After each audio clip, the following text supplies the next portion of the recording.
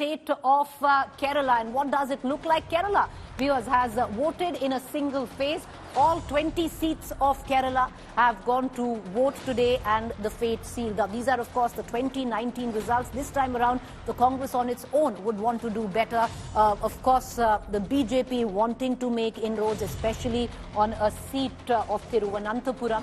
If you take a look right there, and that's an interesting one, Shashi Tharoor in contest with Rajiv Chandrasekhar, and that's the seat which many are looking at. Of course, the CPI candidate, quite a prominent local strong leader, would be cutting into whose vote. Many suggest possibly Shashi Tharoor. So, which way this contest is going to go is going to be that much more interesting. Let's quickly turn around and look at the voter turnout till about 5 p.m. Official figures till 6 p.m. are not out yet, viewers. But if you look at it till now, 5 p.m., the voter turnout is 64%. And the last time it was 78%. They still had an hour. So the cumulative figure will come, but definitely not anything close to 78%.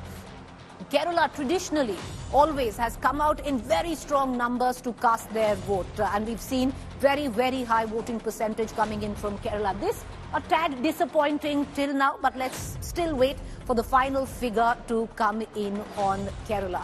Let's dip in, get in all the reactions coming in from the state of Kerala. 20 seats up for polling, all in phase 2.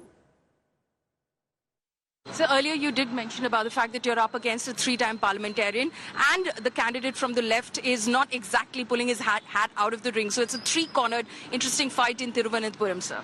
Yes, it is a three-cornered fight. Even though it's a three-cornered fight, we all know very clearly that the CPI and the Congress are chai samosa buddies of the India Alliance.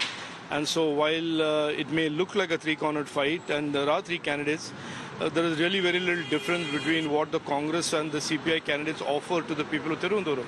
They have been given many opportunities in the past, in particular the Congress, and they have very little to show for it. So I think this is an issue to do with people giving opportunities to leaders and what they have done with it.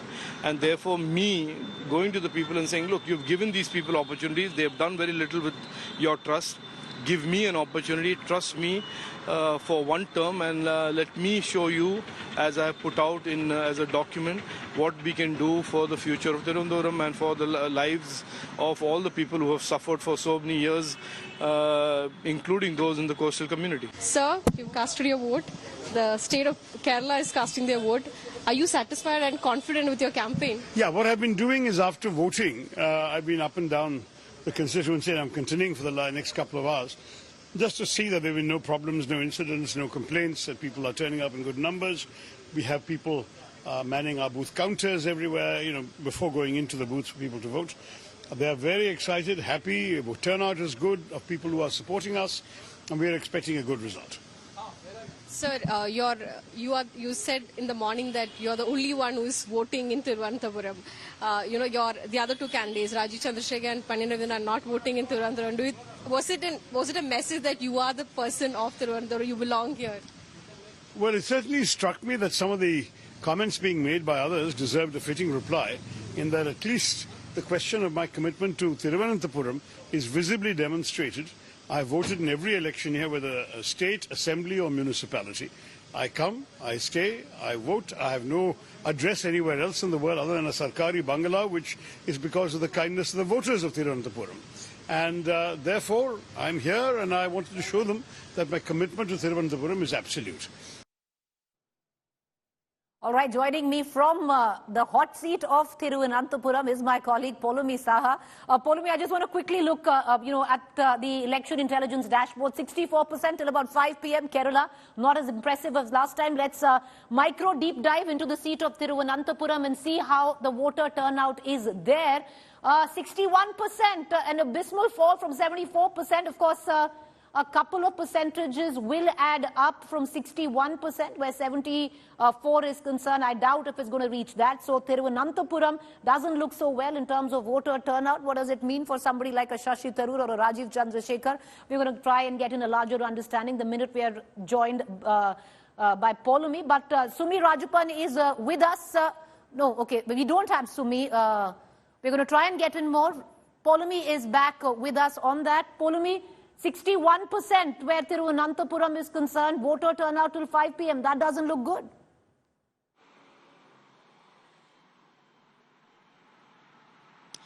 That's right, Preeti. As far as Thiruvananthapuram is concerned, the voting has been pretty slow, and the overall percentage in Kerala has been slow as well. Till 5 p.m., the numbers that were trickling in were just over 60% for overall Kerala as well. But it was, from sources we heard that polling did pick up in the last 1 hour, and there was a brisk, pace of polling in the last 1 hour. So we're still waiting for that final data to come in, but it's unlikely that it's going to touch the 2019 figure of 81%, a whopping 81% who had cast their votes in the last general election from the state of Kerala. So we're just waiting for that final data to come in. It could be that, there could be some sort of a surge in the voting, but yes, as far as the urban centers Pulumi, a quick word before we cut across to Uttar Pradesh. What does it look like, especially on the seat of Thiruvananthapuram and BJP's prospects in Kerala?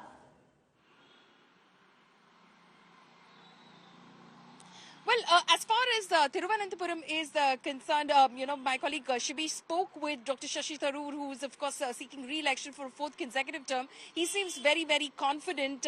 Rajiv Chandrasekhar, he did the rounds of the church and the temples earlier this morning. He's hoping that the people of Thiruvananthapuram give him an opportunity.